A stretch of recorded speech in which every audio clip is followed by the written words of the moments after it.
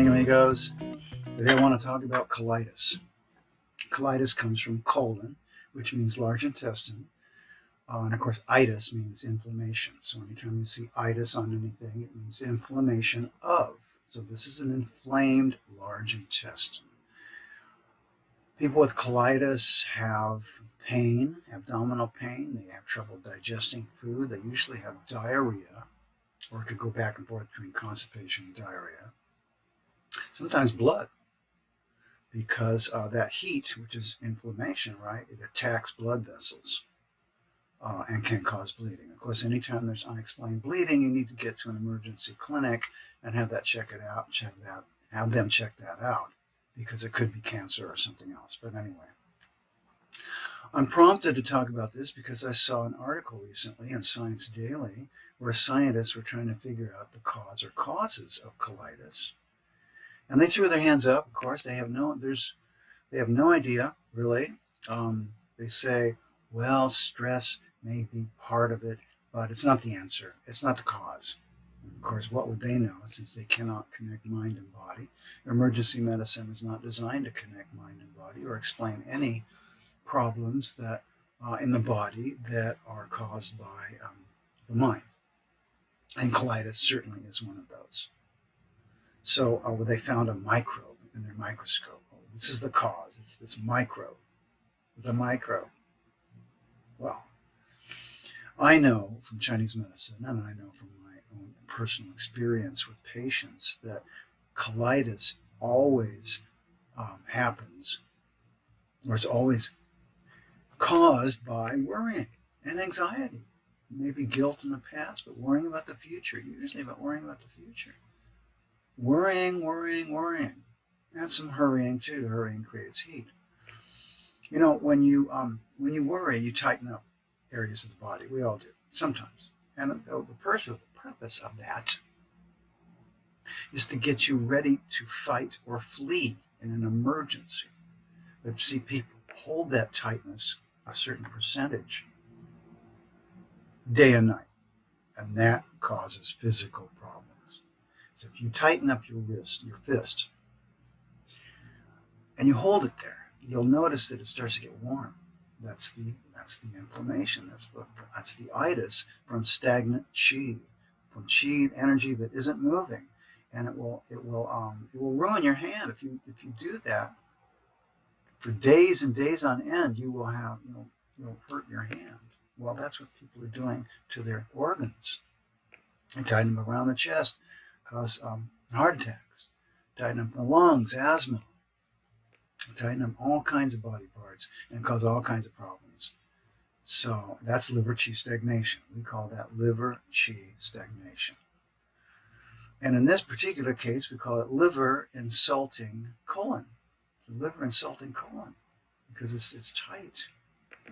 And when it's tight, of course, then you get that inflammation. And inflammation can burn tissue. It injures tissue.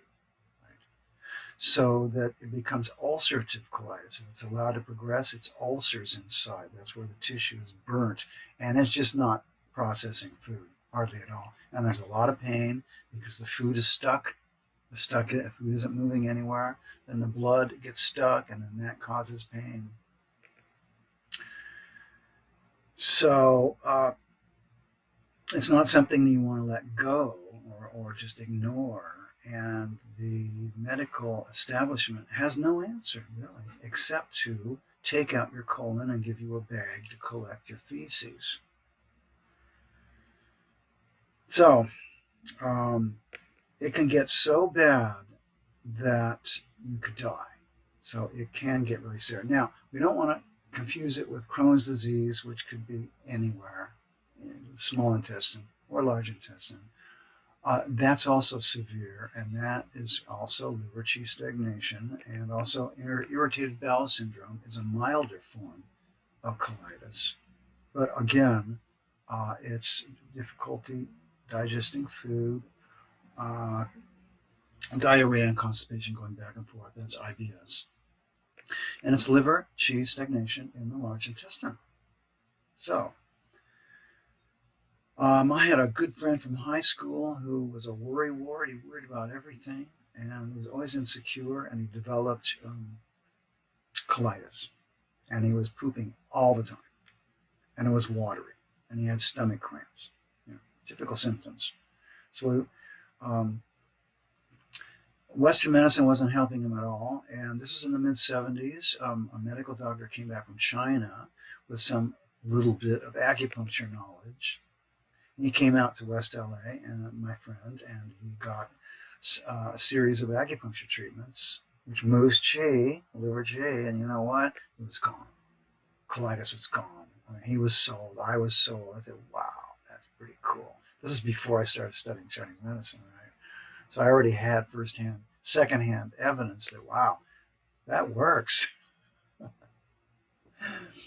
And then in my second year of practice, I ran into a medical doctor who had colitis, ulcerative colitis, really bad. I mean, he was going to the bathroom 30 times a day with blood, undigested food, couldn't keep it down, losing weight, really on the short end. It was at the end of his rope. And his colleagues, the other doctors, wanted to take out his colon and give him, a bag to collect the feces. He didn't want that. He would prefer to die, he said.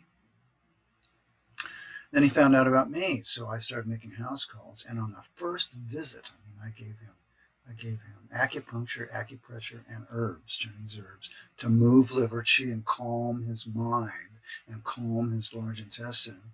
I think he was improved like 90% on that first visit, so he thought I was God. And I just got out of school. I don't know anything except what they taught me in school. Well, that's good enough for that, right? So I kept making visits to his place and giving him treatments, and got better and better. And it looked like he was pretty much cured. And I told him, Jan, I think you're cured here, but you're going to have to get counseling. Otherwise, I'm not coming back. He was furious. What do you mean? You have to keep coming here. I said, well, if you get counseling, I'll keep coming. He thought it over. He got counseling. I don't know. First time, I don't think he got anywhere. But the second counseling session, yes, he really started to grow. He hated his job. He hated it. He hated all his patients. Can you believe that? He's fabulously wealthy. He lived in a mansion. I was visiting him in his making house calls in a mansion. And he hated them all. So, he did avoid the surgery, and eventually he did recover.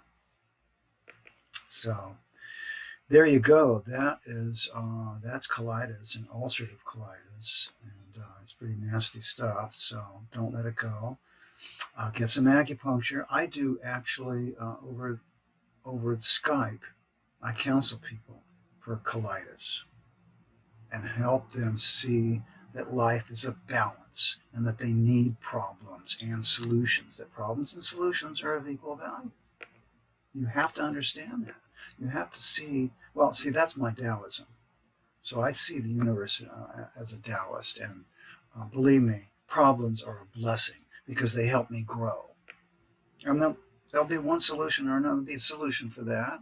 And with the solution comes more problems. And with the problem comes more solutions. So that's the way it is. And that's the way it's always going to be. I will always have problems. And I'm very grateful that I have problems because it helps me grow. So I have to teach these to people. I teach these to people over the internet. And I also have them take some herbs. Yeah, herbs can be very useful, very, very useful for colitis. So anyway, that's all I have for you today. Kind of long-winded, but there we go. So have a great day. See you next time.